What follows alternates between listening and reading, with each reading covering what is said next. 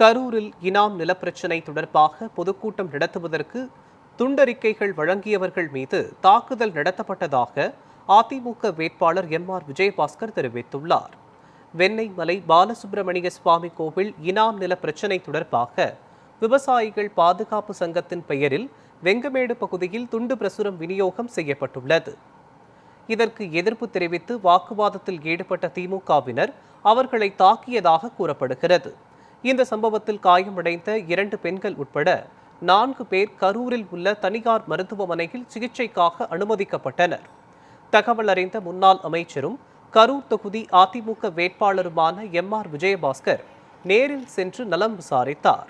அப்போது பேட்டியளித்த அவர் தாக்குதல் நடத்திய திமுகவினருக்கு கண்டனம் தெரிவித்தார்.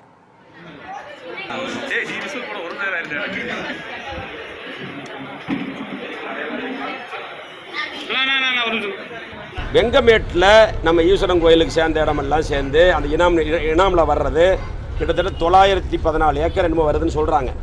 இந்த நிலமெல்லாம் அதே கேட்டகரியில் வருது. வரிசையாக கேஸ் வரும் பொழுது இந்த நிலத்தில் இருக்கிற மக்கள்லாம் குடியிருந்தால் வாடகைதாரர் நிலம், இந்த வீடும் நிலமும் கோயிலுக்கு சொந்தம், வாடகை கட்டணும். உழுதுகிட்டு இருந்து விவசாயம் பண்ணால் நிலம் கோயிலுக்கு சொந்தம், இது புத்தக கட்டணம்னு சொல்கிறாங்க. அப்படி இருக்கிறதுனால போராட்டம் பண்ணுறாங்க இவங்க. அது சம்பந்தமாக தமிழக விவசாயிகள் பாதுகாப்பு சங்கம்னு சொல்லி மீட்டிங் போடுறதா சொல்லி இந்த மீட்டிங்க்கு இதில் பாதிக்கப்பட்ட மக்கள் எல்லாம் ஒன்று சேர்த்து இதை விழிப்புணர்வு ஏற்படுத்தி இதை சட்ட ரீதியாக தீர்வு காண்றதுக்கான முயற்சி நடக்குது.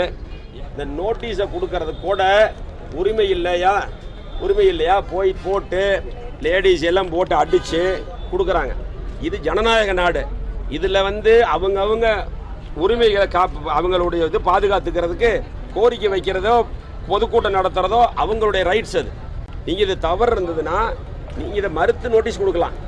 ஆனால் அராஜகம் பண்ணி அடியாட்களை வச்சு அடித்து அது பாதியால் வெளியூர் ஆட்களுங்கிறாங்க. அந்த வார்டு செயலாளர் தான் இது தலைமை தாங்கி நடத்தியிருக்கிறார். தலைமை தாங்கி நடத்தி இந்த